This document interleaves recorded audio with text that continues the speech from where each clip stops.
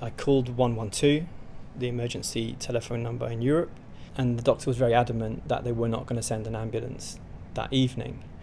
But I had to go to this clinic the day after and basically have a set of obs done and be assessed and have a PCR test. So in the morning, basically, I stumbled to my hire car and drove very, very slowly to the clinic and had an assessment at the clinic, yeah. But what you needed was hospitalisation, and that wasn't presented as an option for you.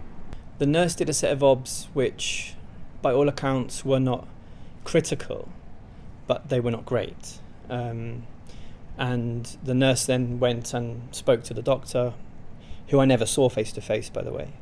And the nurse came back and said, "Look, I've spoken to the doctor. Doctor says you need to go and isolate in the hotel for 10 more days, take paracetamol, blah, blah, blah, blah, blah." And I was, at that stage, I was a little bit annoyed because I obviously knew, I'm not, like I say, I'm not someone to call ambulances for fun.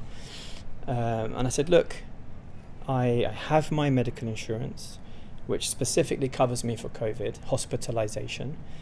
I said, "I'm on my own in this country, bar one participant who stayed behind and looked and tried to look after me very well. But there's only limits that what one person can do." As you became increasingly desperate, you eventually decided that you had to phone a friend to come and collect you. Sometimes you need the cavalry. And the cavalry was my best friend, who I messaged on Saturday morning and said, "Look, Kevin, I'm in trouble. I'm really desperate. I need you to come and pick me up." Within a heartbeat, he was like, "Okay, I'm leaving this morning." So that was Saturday, about 9 o'clock. Sunday, we woke up in the hotel, checking out, and I got a message from my wife saying, "He's about 400 kilometers away from the Slovenian border."